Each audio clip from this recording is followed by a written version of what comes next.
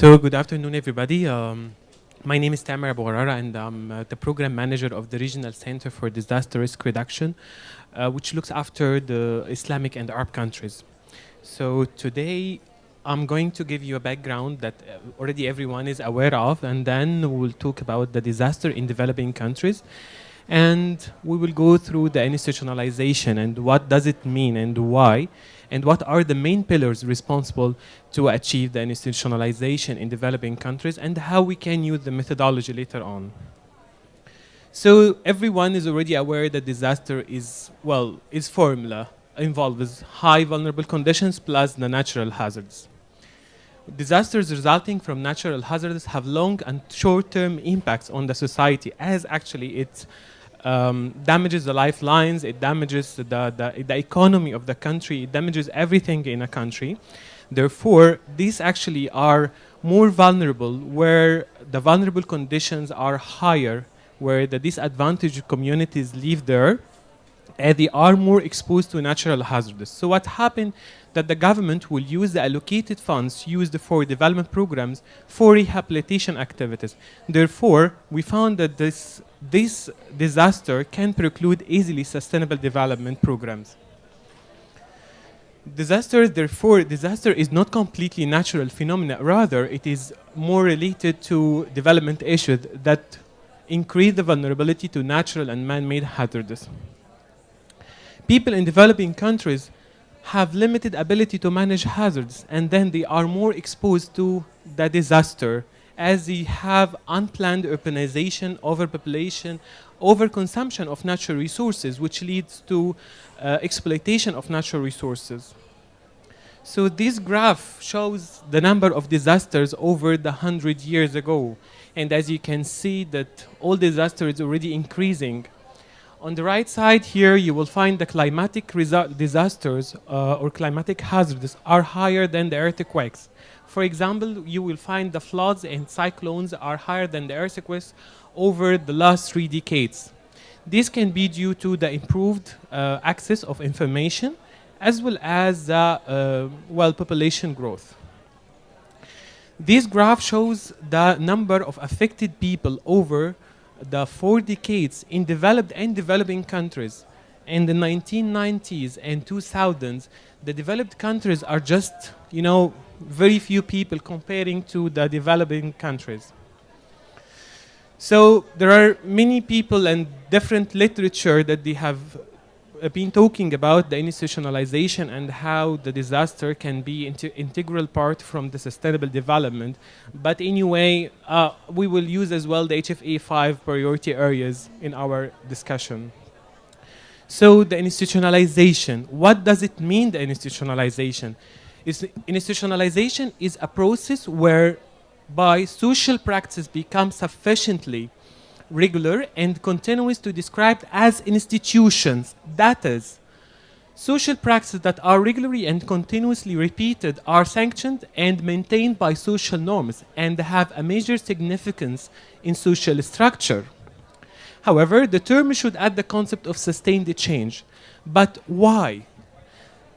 The institutionalization here would help us to mainstream the disaster risk reduction into development programs. Therefore, we will be able to manage pre- and post-disaster events if we have a complete system. So the process depends on 4 pillars. First one was social justice, which is related to human rights and the rights to live and equal distribution of resources. And social justice actually refers to the participation of people when they present their needs and interests. That would be translated into the good governance that would implement policy reflects such interests, and implementation of the policy that would reflect the social justice, and development of culture of prevention to establish resilient communities. All of those pillars are already interrelated and will lead to the sustainable institutionalization. The first element with the social justice depends on several elements. which is stakeholders participation. Stakeholders here includes community, scientific community, media, indigenous people, and we know that indigenous people sometimes they know well the potential hazards that they may face as well as what they should do to face such hazards. Their participation with the scientific community as well may increase their capabilities to face such hazards. Sorry. The participation may lead as well to identify specific needs to be translated into the governance system. But in this case, we need the representative of political structure through their community leaders, who together will formulate pressure of the political constituencies to reflect such needs. And everything will be translated into political commitment. So those relations as well, amongst those elements, are interrelated. So the good governance, when we have political commitment, we will be able to have policy and planning. The policy, it refers here to the regulatory framework or laws or institutional arrangements or whatsoever. But again, we need a specific institution to implement such a policy and planning. So this institution as well will be able to manage and coordinate the disaster risk reduction in other ministries and organizations.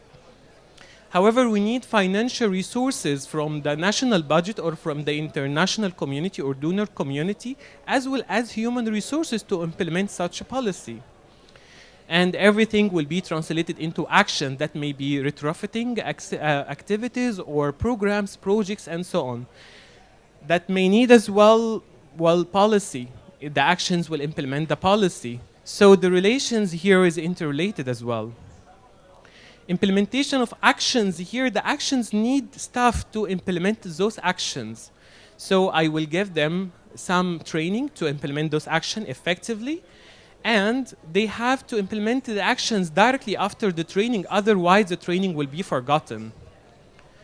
But the training as well needs information based on the database on previous hazards and disasters, and early warning system to identify the unsafe places. The entire process needs monitoring and evaluation in order to see what should be adjusted. So for example, we will go to the team development, we will find that the training, they should be, that the staff, they need to be evaluated to see to what extent the training was effective, or the actions to what extent is implemented.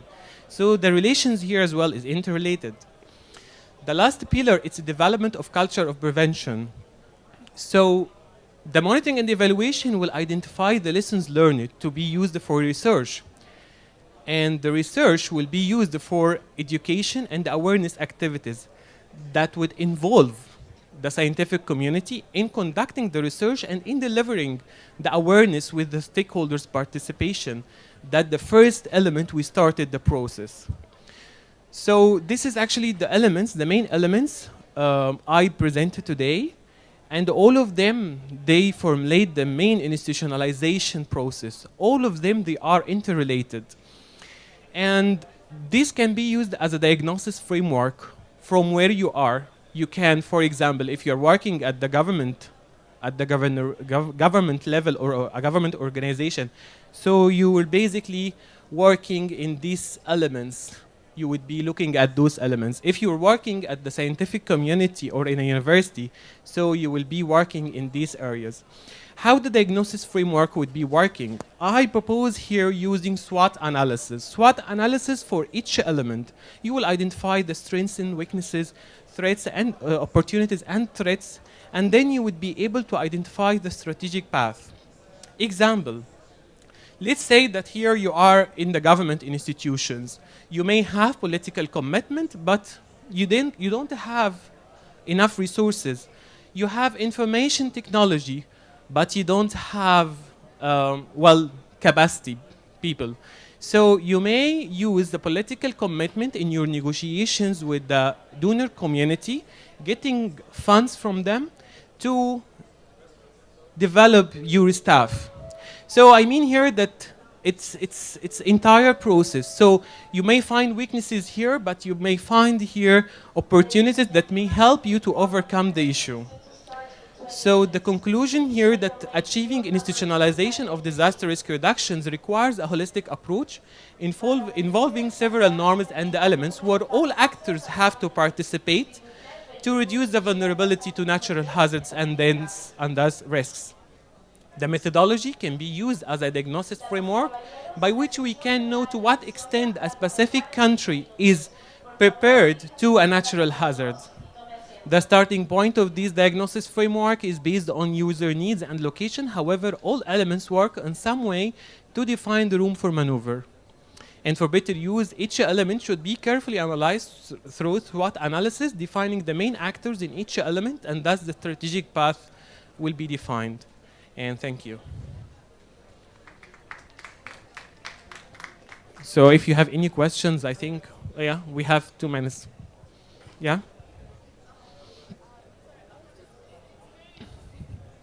Methodology, yeah.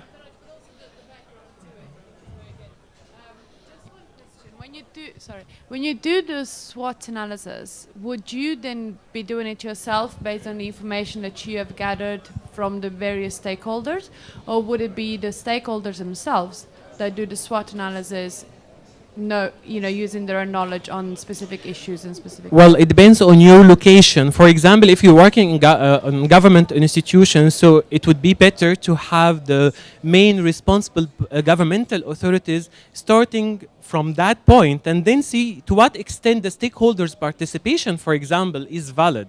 And then you will see the strategic path afterwards. So just you have to start from your position. But SWOT analysis to be implemented effectively, it needs like working groups better than just individual group. Yeah. Other questions? Your attention, please. The media briefing. Government of Ethiopia. If there's no other, can I? Okay, go ahead. Because what we do is something which is a bit similar, but SWOT analysis is actually just one component, which is scenario planning.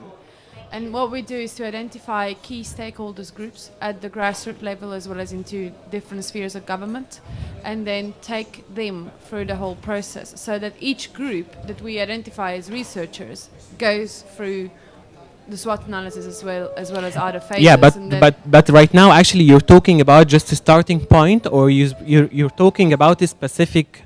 No, if you can go back to all the issues. Yeah. Yeah.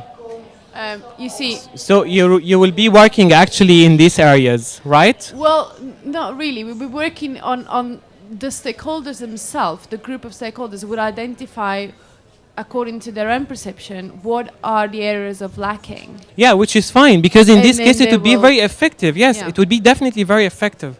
Yeah.